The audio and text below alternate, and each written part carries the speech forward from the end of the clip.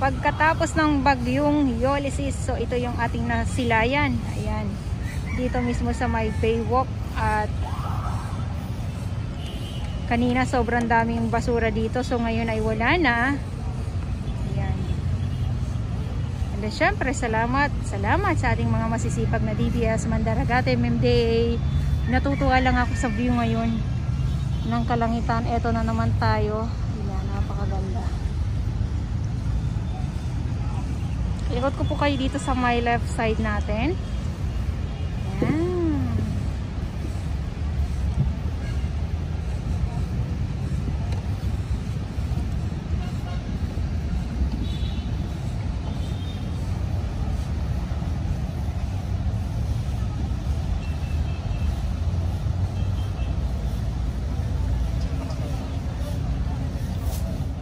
Yes, good morning! So ito po yung view.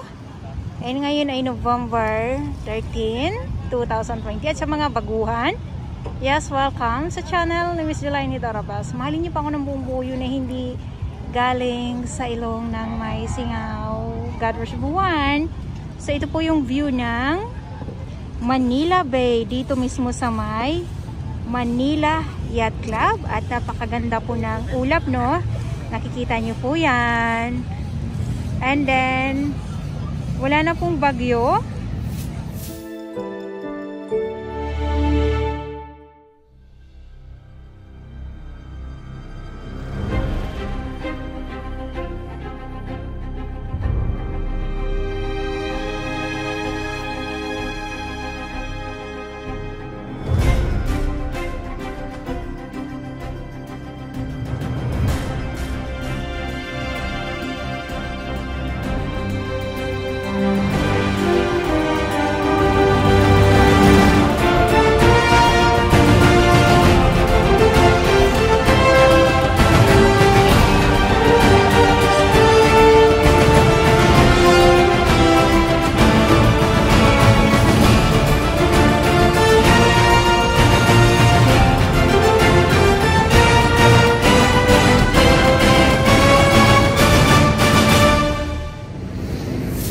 Good morning sa inyo lahat. At andito po tayo ngayon sa may Manila Bay. Dito po mismo sa may Manila Yacht Club.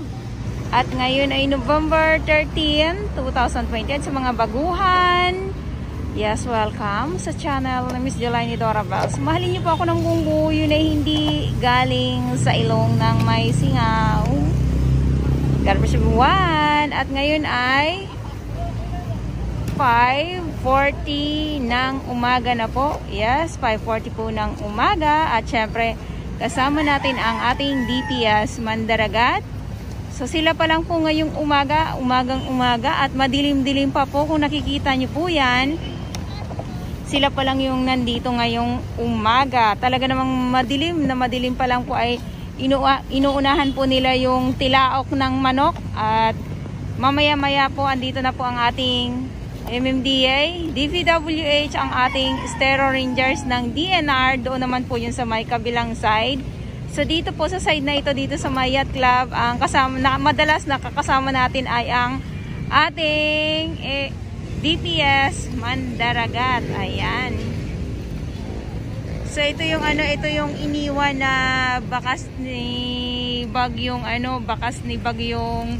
Ulysses ngayon dito sa may Baywalk. Nakikita nyo po yan, no? So talaga naman at wala pong wala pong mga water hyacinth or water lily na nagawi dito sa may Baywalk. So iba't ibang klaseng mga basura lang po, like mga plastic, mga kahoy, plastic bottles, chanelas. Bukod lang po sa water hyacinth, yun ang wala dito. Yun ang hindi nagawi dito sa may Baywalk. So ito yung mga basura ngayon na nakikita ninyo is konti lang to kumpara sa mga nakaraang taon. Ayan. Ay, good morning.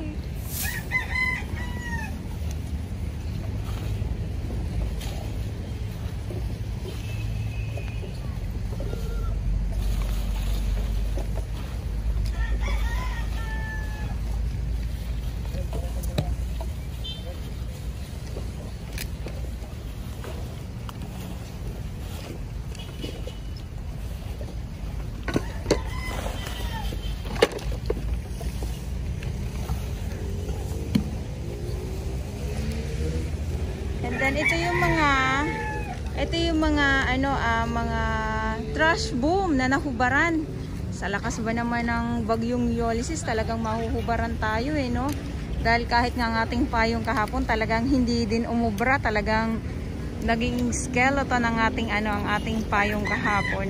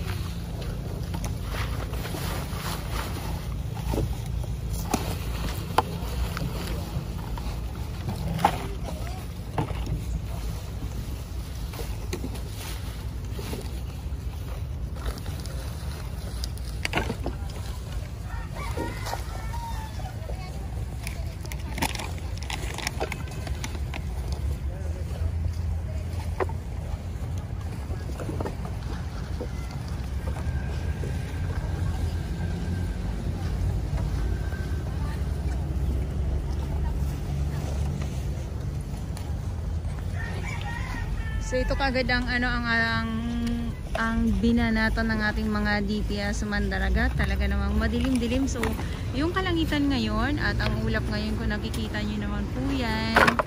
Ayan.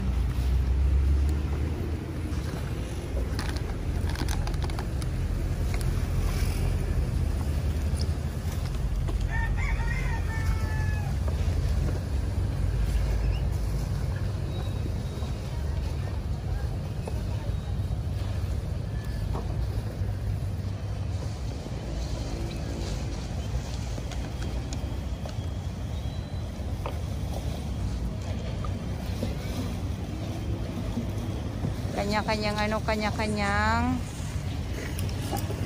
hakot or lagay ng mga styro or iba't ibang klaseng mga basura dito sa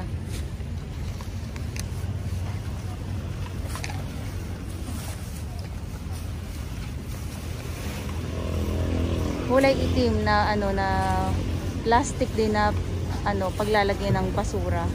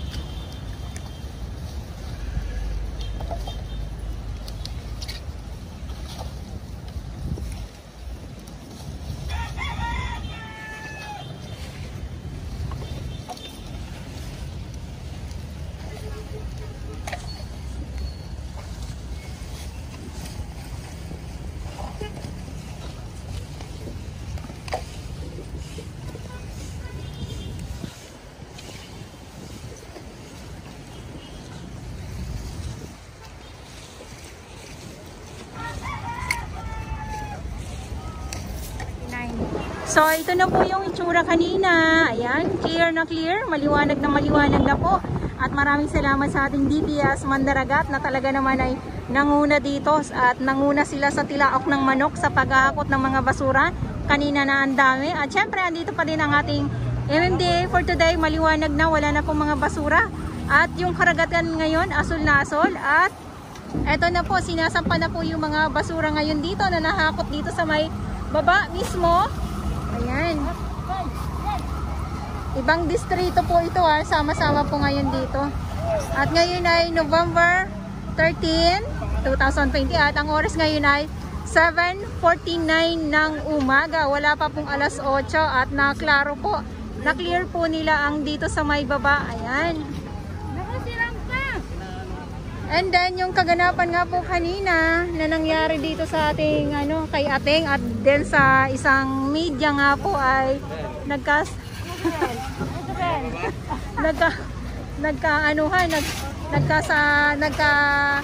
hindi nagkaintindihan at may mga sugat nga po na nangyari. Nagkasakalan ika nga. Wala. Hindi ko kinuhan kasi kinakabahan ako. Kinabahan nga daw siya. Sabi ko, scoop na yun, John Ren. Oo. Oo. Ayan o. Takot ka na. Oo. Andito na nga.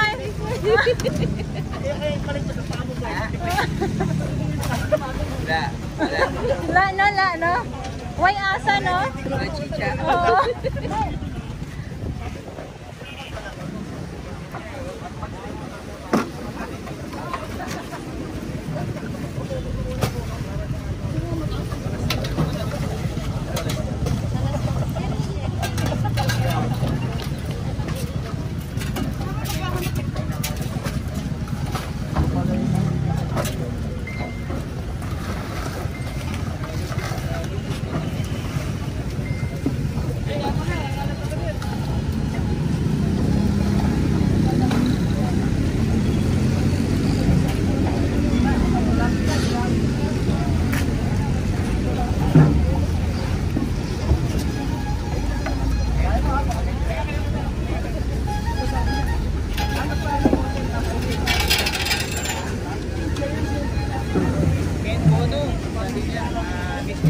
Hello!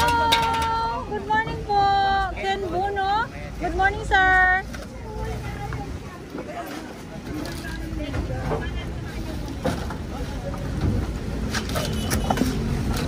Ngayon nga po, ulitin ko lang po yung nangyari kanina sa isang media and then sa isang kayate nga. Hindi po natin nakuhanan po mismo ng buong buo yun ha. Wala po tayo kasi nakatutok po tayo mismo sa ating mga naglilinis sa ating DPS, Mandaragat at ang ating MMDA. So yung kabuuan mismo ng pangyayari ay hindi po natin nakuhanan kung ano ba talaga. And yun nga, nagpaliwanag naman si boss. Iipon na lang daw para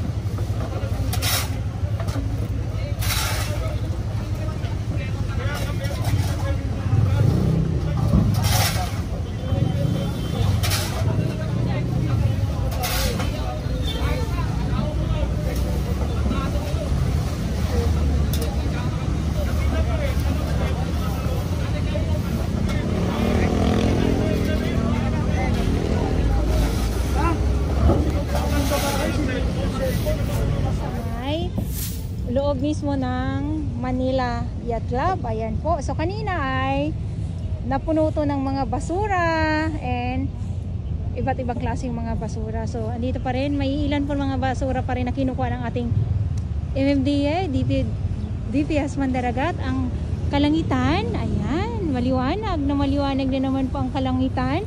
And napakaklaro na po, malinis na po muli. Wala na pong kalat ng mga basura. Ayan. So sabi ko sa inyo, yes, sisiw lang yan sa ating DPS Mandaragat. And dito sa may ilalim nitong dagat ay may mga iilan pa rin po ng mga basura at ang ibon na malayang lumilipad. And eto may mga isda, napakita na naman. And then may ano to, yung violet na crab. Ayan. Ayan siya And malinaw dito sa may. So yung kahabaan po nito, yung tubig malinaw, sabi ko nga. At kung ayan, para makita lang po natin ang buong buo. And then syempre tulong-tulong ang paglilinis, ang paghahakot ngayon dito. And ito yung update ko sa inyo. So malinis. And may mga ilan pa din ng mga basura na mga plastic or mineral water bottle. Ayan, so kinukuha nila ating. Ayan, so ngayon ay November 13, 2020. Yes, mga baguhan. Yes, welcome sa channel ni Dora. What?